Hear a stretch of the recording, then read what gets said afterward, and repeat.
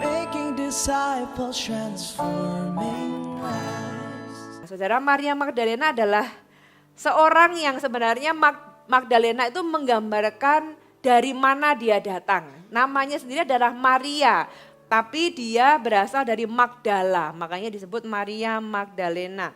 Magdala ini adalah sebuah kota di pesisir wilayah Galilea. Nah, tapi wilayah ini punya reputasi yang buruk. Daerah Magdala ini adalah daerah di mana banyak penyembahan berhala dan imoralitas seksual. Jadi mungkin kalau saudara bayangkan kayak apa ya, mungkin kayak Las Vegas mungkin, atau daerah yang di sana red district lah kira-kira gitu ya. Daerah di mana banyak orang-orang yang penyembah berhala dan hidup di dalam imoralitas seksual. Nah, salah satunya adalah Maria ini. Entahkah dia berprofesi gitu ya sebagai seseorang yang melakukan imoralitas, atau mungkin dia adalah keluarga dari orang-orang yang sekelilingnya juga hidup di dalam imoralitas. Intinya Maria itu tumbuh di tempat yang secara sosial dan spiritual itu gelap dan kotor. Sampai satu kali dia ketemu sama Tuhan dan firman Allah mencatat bahwa dia dilepaskan dari 7 roh jahat. Kata 7 itu menggambarkan sebuah totalitas. Ya, angka 7 itu seringkali simbol dari sesuatu yang sempurna gitu ya, walaupun kita nggak percaya mistis angka-angka gitu ya, apalagi tanggal-tanggal, tapi itu juga bisa menjadi simbol bahwa dia dikuasai oleh banyak sekali roh jahat. Jadi dia itu tidak hanya menderita secara rohani bahwa dia itu dikuasai oleh roh jahat, tapi Maria itu tumbuh secara sosial itu dikucilkan, dianggap najis dan tidak berguna. Jadi Maria punya latar belakang yang gelap, yang buruk dan yang kotor. Trauma dan stigma yang bukan hanya luka di hati tapi juga secara belenggu, dia juga dibelenggu secara sosial.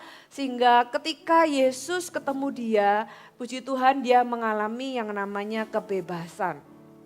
Kita buka sama-sama di Markus pasal yang ke-6. Markus pasal yang ke-16, Markus pasal yang ke-16 ayat yang ke-9. Setelah Yesus bangkit pagi-pagi pada hari pertama minggu itu, jadi ini cerita tentang kebangkitan Yesus, ia mula-mula menampakkan dirinya kepada Maria Magdalena, daripadanya Yesus pernah mengusir 7 setan. Saudara, ayat ini menjelaskan sebuah perubahan drastis. Jadi sebuah flip gitu ya, plot twist. Yang dijelaskan bahwa Maria ini pernah diusir setan 7, Yesus pernah mengusir 7 setan dari Maria.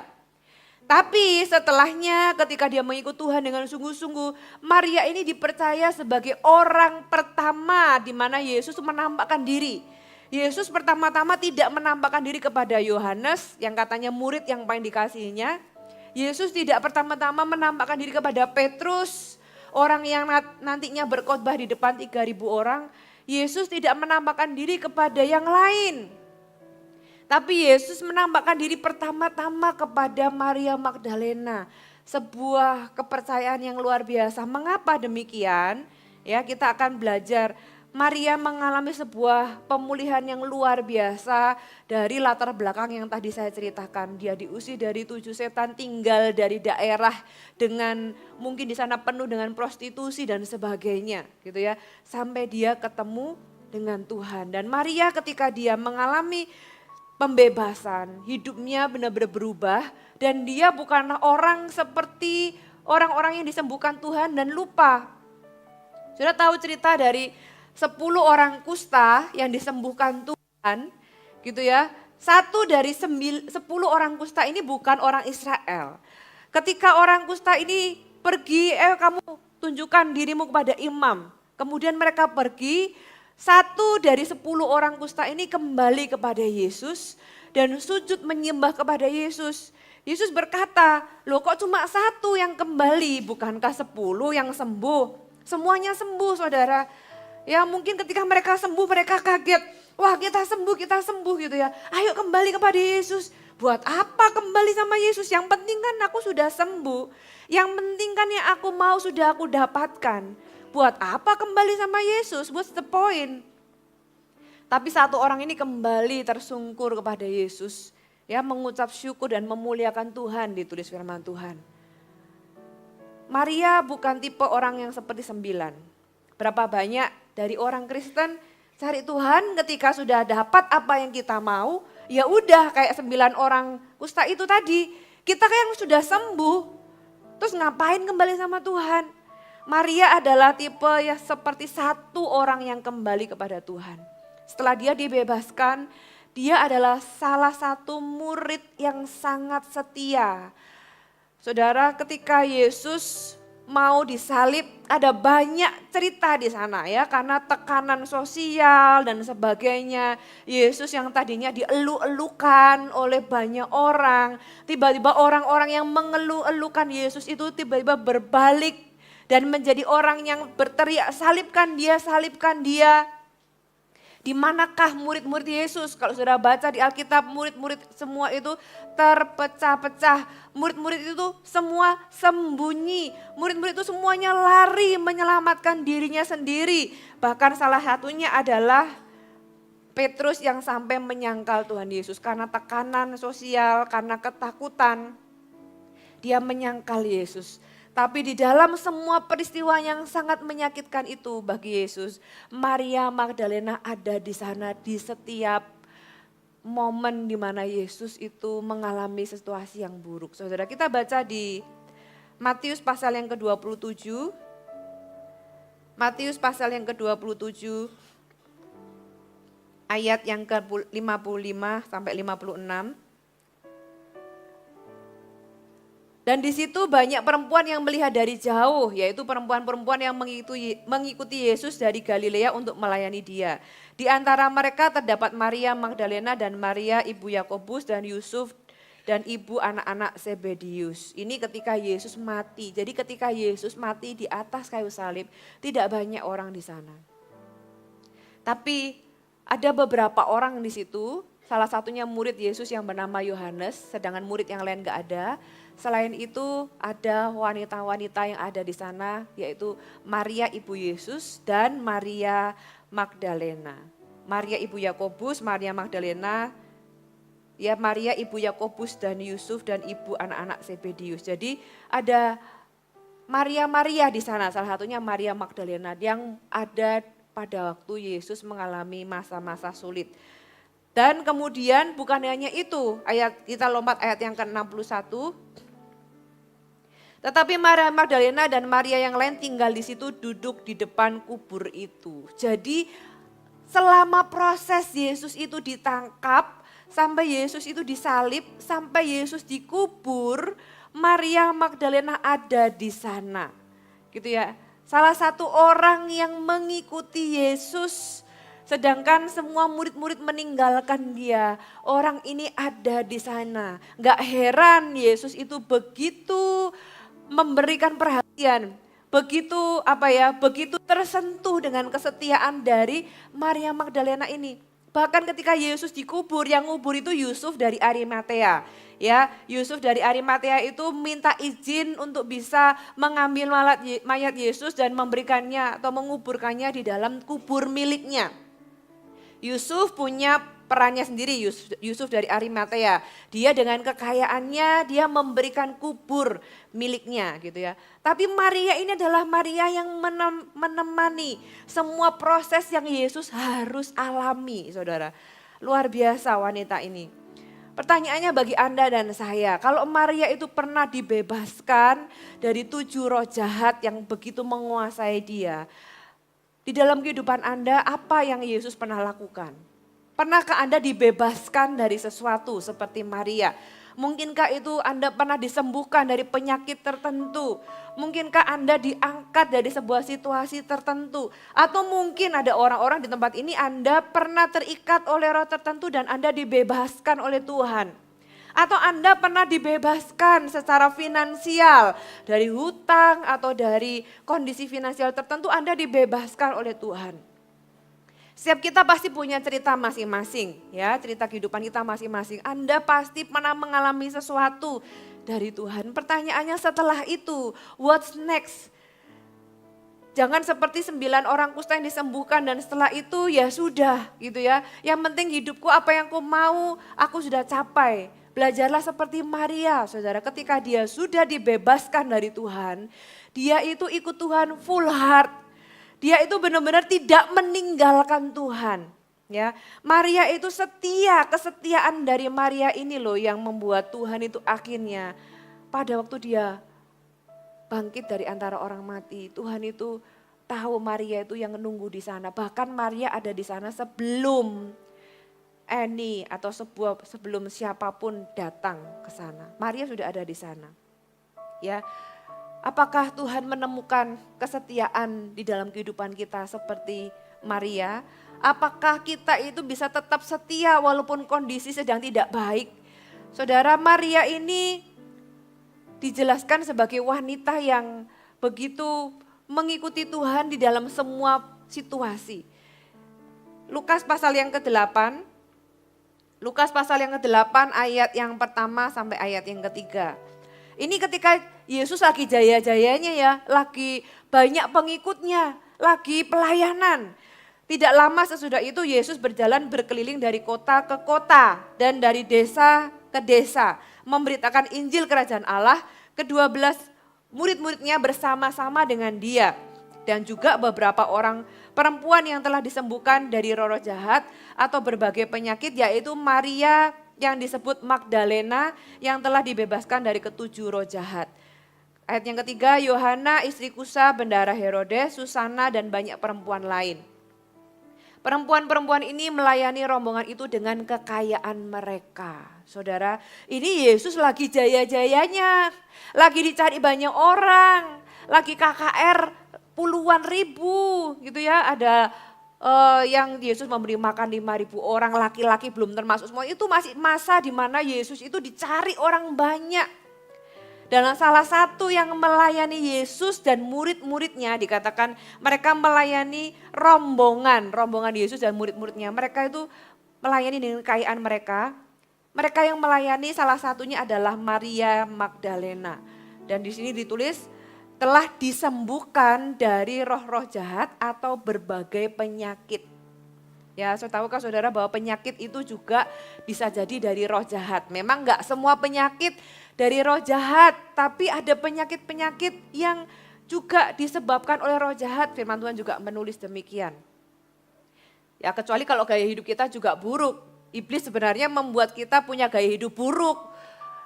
Dicobai terus, saudara, kita harus menang terhadap pencobaan. Tapi iblis juga bisa membuat kita sakit, membawa sakit penyakit. Tapi kalau Tuhan bisa menyembuhkan dan membebaskan Maria Magdalena ini, saya percaya Tuhan juga bisa menyembuhkan dan membebaskan Anda. Katakan amin. Tapi setelah itu apa yang Anda mau lakukan, saudara? Kalau hari ini Anda pernah mengalami kebaikan Tuhan, disembuhkan Tuhan, dibebaskan Tuhan, maukah Anda setia seperti Maria Magdalena? Ketika Yesus sedang jaya, Maria ada di sana. Ketika Yesus sedang ditolak banyak orang, bahkan ketika Yesus ada di kayu salib, banyak orang meninggalkan dia, tapi Maria tetap ada di sana. Di dalam kehidupan kita, hidup itu enggak selamanya ada di atas.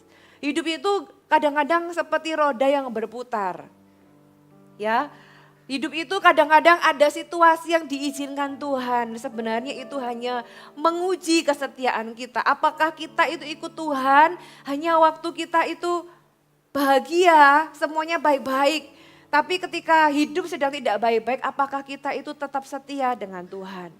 Saudara, orang-orang yang dipulihkan Tuhan yang dari ibadah 1 sampai ibadah terakhir, ada satu ciri yang saya itu lihat sama di antara semua mereka adalah orang yang setia. Ayub adalah orang yang juga mengalami penderitaan yang sangat luar biasa. Saya percaya sih hari ini gak ada orang itu yang mengalami kayak Ayub. Ayub itu masalahnya tuh top of the top list dari masalah manusia. Ya, bahkan di dalam kondisi yang sangat mengerikan. Istrinya berkata, kamu kutuki Tuhan aja. Buat apa kamu ikut Tuhan kalau hidupmu seperti ini? Dia berkata, apakah kita hanya mau menerima yang baik dari Tuhan? Apakah kita hanya mau ikut Tuhan ketika kondisi semua baik-baik saja? Ketika kondisi sedang buruk, ketika badai kehidupan itu menimpa kita, apakah kita itu mendekat kepada Tuhan atau kita lari dari Tuhan atau menjauh dari Tuhan? Saudara, pemulihan itu Tuhan izinkan supaya kita menjadi orang yang tahu berbalas budi sama Tuhan. Supaya kita juga punya karakter, tapi itu keputusan. Sama seperti 9 orang dan 1 orang tadi. Ada hal-hal yang tidak bisa dipaksakan Tuhan kepada kita. Ada hal-hal yang harus menjadi keputusan kita dengan Tuhan. Oleh sebab itu putuskan hari ini. Putuskan keputusan terbaik adalah sebelum masalah terjadi. Loyalitas itu adalah keputusan yang terbaik diambil sebelum ada godaan atau sebelum ada masalah. Supaya Anda tahu, aku sudah memutuskan bahwa aku akan setia gitu ya. Aku akan memutuskan bahwa aku akan menjadi orang yang sungguh-sungguh sama Tuhan no matter what happen. Keputusan itu harus sebelum banyak hal terjadi. Supaya ketika Tuhan itu mengizinkan atau hidup itu memberikan kita sebuah pencobaan, saudara, Anda ingat kepada keputusan Anda. Ya, Maria ketika Yesus ada di kubur, dia datang pagi-pagi, saudara, dia itu orangnya sangat dikenal sebagai orang yang cinta sama Tuhan. Dia dikenal dengan kesetiaannya dan karena itulah Tuhan tersentuh. Kita buka sama-sama di Yohanes pasal yang ke-20, ayat yang ke-11. Kita baca dulu Yohanes pasal yang ke-19, ayat yang ke-25, itu bicara tentang ketika Yesus masih disalib ya. Dan dekat salib Yesus berdiri ibunya dan saudara ibunya, Maria istri Klopas dan Maria Magdalena. Saudara, Yesus ada di salib dan Maria ada di sana. Kita lanjut ke Yohanes pasal yang ke-20 ayat yang ke-11. Ayat yang pertama dulu, Yohanes 20 ayat yang pertama. Pada hari pertama minggu itu, jadi hari Sabat sudah selesai, pagi-pagi benar, garis bawahi pagi-pagi benar. Saya percaya dia itu melakukannya on purpose dan sudah planning. Enggak tiba-tiba bangun pagi, enggak ada ide, ya udah kita ke kuburan yuk gitu ya. Saya percaya kenapa disebut pagi-pagi benar. Karena dia sudah menunggu-nunggu waktu ini. Karena waktu hari Sabat orang enggak boleh kemana-mana. Orang enggak boleh pergi. Jadi dia tuh tahan diri. Saya percaya dia tuh mau ke kuburan sudah dari kemarin. Tapi dia tahan diri karena dia adalah orang yang taat sama aturan. Dia tahan diri karena Sabat dia nggak boleh kemana-mana. Dia tahan sampai Sabat selesai. Dan ditulis hari pertama minggu itu pagi-pagi benar ketika hari masih gelap saudara. Dia bisa memilih kok waktu yang lain. Kenapa sih kok masih gelap? Ya tadi karena dia menunggu-nunggu, dia sebenarnya sudah dari kemarin kalau bisa pergi gitu ya. Pergilah Maria Magdalena ke kubur itu dan ia melihat bahwa batu telah diambil dari kubur. Jadi Yesus itu ketika dia bangkit early in the morning, pagi-pagi sekali. Dan yang pertama melihat batu itu telah diambil dari kubur itu bukan Petrus, bukan Yohanes. Walaupun setelah itu Petrus dan Yohanes lari ke sana, itu pun dia gara-gara dikasih tahu sama Maria Magdalena. Ya. Tapi apa yang kita belajar dari sini? Saudara, Maria Magdalena ini dia enggak putus asa ketika Yesus itu mati. Bagaimana hidup kita ketika pengharapan kita itu mati? Apakah kita itu masih datang dengan Tuhan dengan kerinduan? Sebenarnya sebagai Maria Magdalena ya, buat apa coba datang ke kubur? Yesus sudah mati. Orang yang selama ini dia layani, orang yang selama ini mungkin dia kagumi, kepadanya dia setia itu sudah enggak ada lagi. Gitu ya. Dan Maria juga enggak tahu bahwa Yesus itu akan bangkit. Dia datang ke sana, itu hanya menunjukkan bahwa orang ini benar-benar mengasihi Tuhan. benar-benar mengasihi Tuhan di dalam segala situasi. Ya, ketika Yesus membebaskan dia dari semua masa lalunya, dia benar-benar punya identitas yang baru, saudara. Ada berapa banyak orang Kristen yang sudah dibebaskan dari masa lalu masih bergumul terus dengan rasa bersalah. Saudara, rasa bersalah yang tidak diserahkan kepada Tuhan itu bisa jadi penjara rohani loh buat kita. Kita selalu merasa gak layak datang dekat sama Tuhan. Kita selalu merasa gak layak melayani Tuhan. Kenyataan bahwa Maria Magdalena ini melayani Tuhan, dekat dengan Tuhan, setia kepada Tuhan, dan dia ada di setiap momen Tuhan ada. Itu menunjukkan bahwa Maria Magdalena ini punya identitas yang baru setelah dia diubahkan Tuhan. Dia enggak lagi bergumul terus dengan rasa bersalahnya. Dia enggak lagi bergumul terus dengan rasa tidak layak. Dia hadapi itu dan dia menang atasnya. Ya, Yesus sudah memerdekakannya, dia mendapatkan identitas yang baru dan dengan demikian dia tidak lagi hidup di masa lalu. Dia sudah let go her past. Dia sudah lepaskan masa lalunya, tidak menyangkali. Saudara, ketika kita di dalam Tuhan, kita semua punya masa lalu. Beberapa dari kita mungkin punya masa lalu yang buruk. It's still us sih. Maksudnya masa lalu kita yang buruk itu ya itulah kita. Ketika kita datang kepada Tuhan, ketika kita diubahkan Tuhan, entah dari penyakit, entah dari ikatan, entah dari apapun yang menjadi background kita yang kita sebut buruk, gitu ya. Ketika kita ikut dengan Tuhan, saudara, kita punya identitas yang baru. Bukan berarti menghapus cerita kita yang lama. Ya, kita nggak bisa bilang bahwa oh dulunya itu saudara nggak berani cerita tentang masa lalu. Saudara, kita dengan segala keburukan kita itu, itulah masih kita. Hanya dulu sebelum kita dibebaskan Tuhan. Kita nggak perlu menyangkali. Bahkan itulah yang membuktikan bahwa Tuhan bisa mengubahkan kita, saudara. Banyak orang Kristen saya lihat di sana sini gitu ya. Sudah didoakan, sudah ikut Tuhan, sudah dimuridkan. Tapi nggak mau melayani Tuhan. Terus tinggal di dalam perasaan yang tidak layak. Terus tinggal di dalam rasa bersalah. Saudara, Tuhan mau Anda keluar dari itu. Saudara, Tuhan mau Anda bebas dari itu semua. Karena firman Tuhan katakan once ketika Tuhan membebaskan kita, we are free indeed. Kita itu benar-benar bebas. Kita itu dihapus dari dosa kita tuh dihapus, tidak ada bekasnya lagi. Jangan izinkan iblis mendakwa kita terus menerus, saudara. Anda terus didakwa sehingga Anda merasa nggak layak datang sama Tuhan. Nggak layak melayani Tuhan. Nggak layak dekat sama Tuhan. Saudara, yang diuntungkan cuma satu, yaitu iblis. Tuhan nggak diuntungkan, kita juga nggak diuntungkan. Jadi jangan masuk ke dalam tipuan iblis yang demikian. Tuhan mau kita bebas sehingga kita bisa menghargai apa yang Yesus sudah lakukan di dalam kehidupan kita. Dengan cara apa?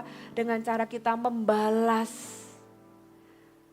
Dengan cara kita membalasnya dengan apa? Dengan kesetiaan kita, dengan kerinduan kita. Maria datang pagi-pagi benar ketika hari masih gelap. Itu menjelaskan hatinya. Itu menjelaskan tentang mengapa dia ada bersama dengan Yesus selama ini. Bahkan ketika Yesus mati pun dia itu menunggu-nunggu mau bisa memberikan rempah-rempah. Ya, kemudian dia lari. Ayat yang kedua, dia berlari-lari mendapatkan Simon Petrus dan murid yang lain yang dikasihi Yesus dan berkata kepada mereka, Tuhan telah diambil orang dan dari kuburnya dan kami tidak tahu di mana ia diletakkan. Jadi Maria dengan kepolosannya kita tahu bahwa dia datang bukan karena dia expect Yesus sudah bangkit. Dia pun bingung, semua orang lupa bahwa Yesus berkata bahwa pada hari yang ketiga dia akan bangkit. Itu menjelaskan bahwa memang dia datang ke sana benar-benar polos, ingin mengekspresikan kasihnya gitu ya. Masihkah Anda punya kerinduan seperti Maria ini? Masihkah Anda begitu menginginkan datang sama Tuhan, itu begitu menginginkannya? Ya, masihkah Anda punya kerinduan yang begitu dalam? Datang ke gereja itu bukan hanya karena rutinitas, oh karena hari Minggu, karena aku orang Kristen ya aku harusnya datang ke gereja bukan ke tempat ibadah yang lain. Saudara, rindukan atau minta sama Tuhan, Tuhan aku perbarui hatiku. miliki kerinduan seperti Maria yang menginginkan, aku pengen menunggu-nunggu hari Minggu, beribadah sama Tuhan, punya kerinduan yang dalam. Itu hanya menunjukkan hati kita sebenarnya. Menunjukkan kasih kita kepada Tuhan dan Tuhan menghargai hati. Manusia lain mungkin gak tahu.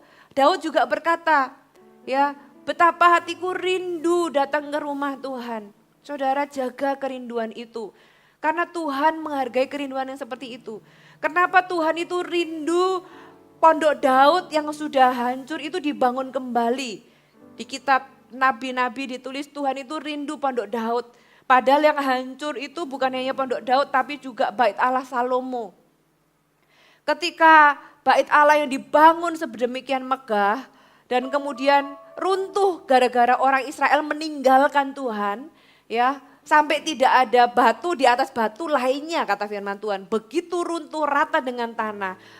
Bangunan yang begitu dikagumi dan begitu megah. Tapi Tuhan gak kangen tuh sama bangunan yang semegah itu. Ya, ketika Israel di dalam pembuangan, Tuhan itu berkata lewat nabinya bahwa aku ingin memulihkan pondok Daud. Yang Tuhan rindukan itu ternyata hatinya Daud. Betapa Daud itu menghargai hadirat Tuhan. Betapa Daud itu mencintai ya rumah Tuhan walaupun masih pondok, belum gedung yang besar. Karena Tuhan menghargai hati setiap kita, saudara. Tuhan enggak, bagi Tuhan bangun yang lebih megah daripada bangunannya Salomo bisa enggak? Jangankan bangunan langit dan bumi aja Tuhan yang ciptakan gitu kan. Jadi bangunan yang lebih megah, the multiverse itu Tuhan yang ciptakan gitu ya, bukan hanya universe. Jadi buat Tuhan lebih berharga, yang dicari itu adalah hati. Dia menemukan hati itu bukan pada Salomo dengan kemegahannya tapi pada Daud. Bagi Tuhan, Tuhan temukan itu di hati Maria. Maria Magdalena. Ya, kita lompat ayat yang ke-11, Yohanes pasal yang ke-20, ayat yang ke-11. Jadi setelah dia kasih tahu Simon nama Yohanes, Petrus dan Yohanes, Simon dan Yohanes itu mereka lari ke sana nyusul tapi dia enggak menemukan gitu ya. Maria tetap ada di situ. Tetapi Maria berdiri dekat kubur itu dan menangis. Sambil menangis ia menjenguk ke dalam kubur itu. Dan tampaklah olehnya 2 orang malaikat berpakaian putih dan yang seorang duduk di sebelah kepala dan yang lain di sebelah kaki di tempat mayat Yesus terbaring. Kata malaikat-malaikat itu kepadanya, "Ibu, mengapakah engkau menangis?" Jawab Maria kepada mereka, "Tuhanku telah diambil orang dan aku tidak tahu di mana ia diletakkan." Sesudah berkata demikian, ia menoleh ke belakang dan melihat Yesus berdiri di situ, tetapi ia tidak tahu bahwa itu Yesus. Mungkin dia pikir itu malaikat yang lain gitu ya. Kata Yesus kepadanya, "Ibu, mengapa engkau menangis? Siapakah yang engkau cari?" Maria menyangka orang itu adalah penunggu taman lalu berkata kepadanya, "Tuan, jikalau Tuan yang mengambil dia, katakanlah kepadaku di mana Tuan meletakkan dia, supaya aku dapat mengambilnya." Saudara, bisakah Anda melihat kasih yang dalam dari kalimat-kalimat ini? Ya, seolah-olah buat Maria gini loh, kalau Yesus, buat aku Yesus itu berarti gak peduli dia hidup atau mati. Buat aku Yesus itu sangat segalanya bagiku, gak peduli dia masih hidup, bahkan sekarang sudah mati pun mayatnya dia itu kalau kamu yang ngambil, kasih sama aku. Gitu ya, supaya aku dapat mengambilnya. Kata Yesus kepadanya, "Maria." Maria berpaling dan berkata kepadanya dalam bahasa Ibrani, "Rabuni." Itu sebuah perjumpaan yang luar biasa. Ini pertama kalinya Yesus menampakkan diri. Ayat 17 kata Yesus kepadanya, "Janganlah engkau memegang aku, sebab aku belum pergi kepada Bapa, tetapi pergilah kepada saudara-saudaraku dan katakanlah kepada mereka bahwa sekarang aku telah pergi kepada Bapa, bahwa sekarang aku akan pergi kepada Bapa dan Bapamu, kepada Allahku dan Allahmu." Maria Magdalena pergi dan berkata kepada murid-murid, "Aku telah melihat Tuhan," dan juga bahwa dia telah mengatakan hal-hal itu kepadanya. Saya wondering Tuhan ini harusnya gak ketemu sama Maria. Saya berpikir Tuhan itu hatinya sangat tersentuh sampai dia itu rela berhenti sejenak untuk nyapa Maria yang lagi nangis. Tapi Tuhan bilang sih, jangan dulu, bentar-bentar gitu ya. Jangan sentuh aku karena aku belum kembali kepada Bapa. Yesus dengan tubuh kemuliaannya dia menampakkan diri kepada Maria karena Tuhan gak tega lihat orang sesetia dia menangis di dalam kuburannya. Setelah itu gitu ya, kalau saudara perhatikan Yesus ketika menampakkan diri kepada murid-muridnya malah Yesus bilang sama Thomas, Thomas ini cocokkan jarimu ke sini. Kalau kamu gak percaya ayo pegang. Yesus malah nantang gitu suruh pegang. Tapi sama Maria, Yesus bilang jangan pegang dulu. Saya jadi bertanya-tanya apakah seharusnya Yesus itu memang gak ketemu siapa-siapa dulu. Dia datang kepada Bapa, setelah itu dia datang kepada murid-muridnya. Tapi dia melihat seorang yang begitu setia dan begitu mencintainya.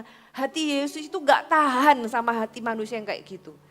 Hati Yesus itu sangat menghargai kerinduan kita. Kalau kita punya kerinduan sedalam itu sama Tuhan, saudara percayalah Anda akan mengalami perkara-perkara besar yang Anda gak bayangkan. Sebuah kepercayaan bagi Tuhan buat Maria, Tuhan menampakkan diri ya untuk mengobati kerinduannya. Dan Tuhan berkata bahwa setelah kamu tahu ini, dia adalah saksi pertama yang menceritakan kepada para rasul. Jadi Maria Magdalena ini sebenarnya adalah rasul dari para rasul. Yang menyampaikan kepada mereka tentang Yesus sudah bangkit. Yesus sudah bangkit, Yesus menampakkan diri kepadaku dan berkata demikian. Saudara, sebelum Yesus nanti akhirnya ketemu sama dua murid ke Emmaus, sebelum Yesus menampakkan diri berkali-kali, saudara, yang pertama kali dan yang memberitakan tentang kebangkitan Yesus adalah Maria Magdalena. Seseorang yang siapa yang menyangka, kalau saudara flashback coba, kehidupannya dulu, dia gak bisa melihat dirinya sebagai orang yang ada melayani Yesus dengan rombongannya. Karena apa? Karena hidupnya masih dikuasai roh jahat. Dia melihat dirinya dengan penuh sakit penyakit mungkin, berbagai komplikasi, berbagai ikatan, hidup jatuh bangun di dalam dosa. Dia gak bisa melihat masa depannya sebagai orang yang ada bersama-sama dengan Yesus di dalam segala masa. Dia gak bisa lihat, tapi ketika dia mengalami kebebasan dari Tuhan, hidupnya benar-benar diubahkan. Itu loh yang namanya pemulihan dari Tuhan. Tuhan itu kalau memulihkan itu gak pernah nanggung-nanggung. Tuhan itu kalau memulihkan itu selalu 180 derajat gitu ya, ekstrim. Dari sini pindah ke sana, enggak nanggung, enggak 90 derajat, enggak separuh-separuh, tapi Yesus benar-benar memulihkan Maria, saudara. Dan Maria ini berubah reputasinya dari orang yang dulunya dirasuki roh jahat menjadi seseorang yang mencintai Tuhan dan setia kepada Tuhan. Maria tidak membiarkan masa lalunya itu menentukan masa depannya.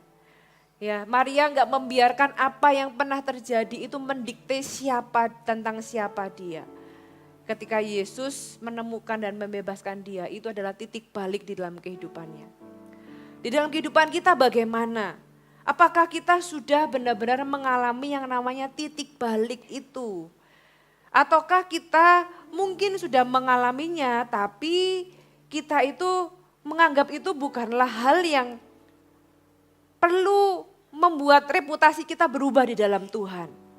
Karena ada faktor keputusan pribadi yang terlibat di dalamnya. Saudara, apapun kondisi Anda hari ini, saudara tidak ada yang terlalu sulit bagi Tuhan. Tuhan bisa mengubahkanmu. Tapi saya juga berdoa bagi Anda yang diubahkan Tuhan. Jangan berhenti sampai Anda mengalami Tuhan. Jangan berhenti sampai Anda cukup diubahkan Tuhan. Jangan berhenti sampai Anda disembuhkan Tuhan. Karena orang yang sembuh itu bisa sakit lagi, saudara. Buat apa kita sembuh tapi ujungnya masuk neraka?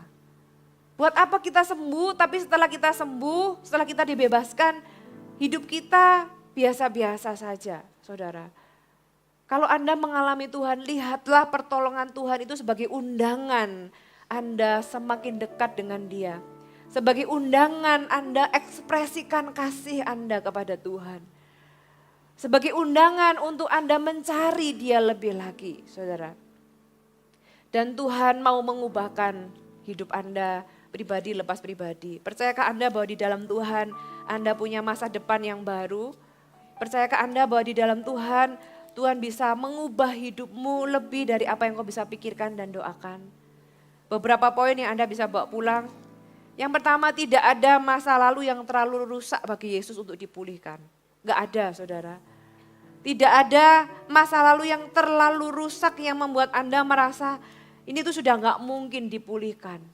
Saudara, jangan sebut Dia Tuhan kalau Dia gak bisa pulihkan. Karena masih ada hal yang Dia gak bisa lakukan, berarti Dia bukan Tuhan. Dan kalau Anda masih mempercayai bahwa Yesus gak bisa, jangan sebut Dia Tuhan. Berarti Tuhan, Anda gak menuhankan Yesus. Dia hanya manusia biasa yang terbatas kalau gitu. Tapi kalau Anda di dalam Kristus, kalau Anda orang Kristen, Anda harus percaya bahwa Yesus bisa lakukan hal-hal yang mustahil. Anda harus percaya bahwa Tuhan bisa lakukan perkara-perkara besar. Oleh sebab itu kita sebut Dia Tuhan. Ya, saya pernah khotbah di salah satu Bible study di Jakarta tentang sama anak-anak gitu ya, tentang LGBT. Bagaimana orang itu bisa berpikir bahwa aku perempuan, aku ini laki dan sebagainya. Saya bilang gini loh, Tuhan itu gak pernah salah lahirin kita. Kalau kita itu dikasih alat kelamin perempuan, kamu tuh ya perempuan gitu ya. Kalau kita pikir, oh salah kayaknya Tuhan itu. Jangan sebut Dia Tuhan kalau Dia bisa salah. Tuhan itu gak pernah salah di dalam menciptakan kita gitu ya. Mungkin kalau misalnya ada hal yang tidak sempurna, semua manusia kita sudah jatuh ke dalam dosa.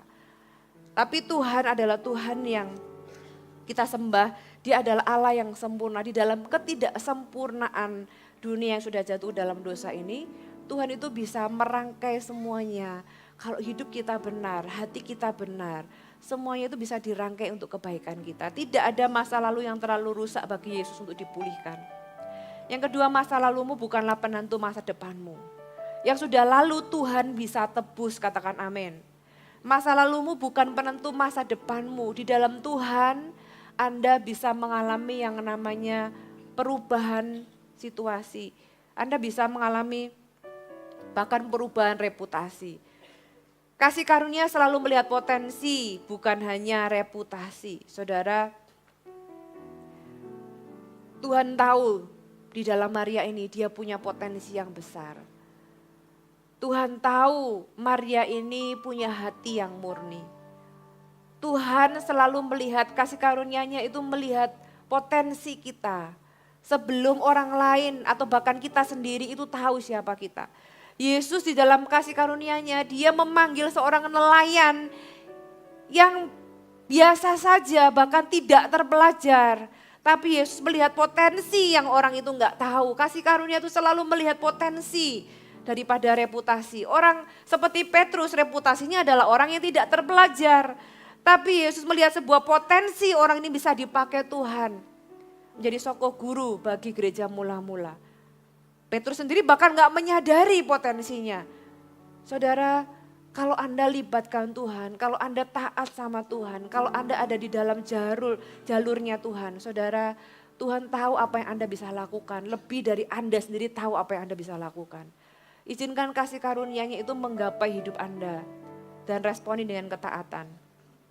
Kasih karunia Tuhan itu bukan hanya untuk menyelamatkan. Yesus mati di kayu salib bukan hanya untuk menyelamatkan. Yes, itu satu dari banyak hal yang menjadi paket komplit sebenarnya kayu salib itu. Ya, Dia juga mengangkat dan mempercayakan Anda dan saya. Yesus bukan hanya membuat kita punya surga setelah kita meninggal dunia. Tapi Yesus juga Tuhan yang memberikan apa yang kita butuhkan selama kita masih ada di dunia, saudara. Dan yang terakhir, Tuhan itu sanggup menulis ulang cerita hidupmu. Apapun kondisi Anda hari ini, masa depanmu punya cerita yang baru. Ya, kalaupun hari ini Anda dalam kondisi yang baik, ketika saya cerita tadi seolah-olah semuanya kondisinya gak baik, enggak. Mungkin banyak dari Anda hari ini kondisi Anda sedang baik-baik saja. Keuangan oke, kesehatan oke gitu ya, pekerjaan oke, pelayanan oke, semua baik-baik saja. Tapi itu bukanlah stage akhir dalam kehidupanmu. Tuhan masih punya banyak better plan. Tuhan masih punya greater things. Tuhan masih punya hal-hal yang baik dan luar biasa. The best is yet to come. Karena di dalam Tuhan, firman Tuhan menulis, jalan orang benar akan semakin terang seperti rembang tengah hari. Jadi jalan hidupmu kalau engkau di dalam Tuhan, engkau bisa expect tambah hari, tambah tahun, itu tambah jelas, tambah terang, tambah lebih baik. Katakan amin. Oleh sebab itu, bagi Anda apapun kondisimu, Anda yang paling terpuruk sekalipun atau Anda yang dalam kondisi fine, saudara, Anda semua punya pengharapan yang sama di dalam Tuhan. Ya, kembali ke respon kita. Kalau kita merasa aku gak butuh Tuhan ya, aku cukup gini-gini aja ya, terjadilah sebagaimana imanmu.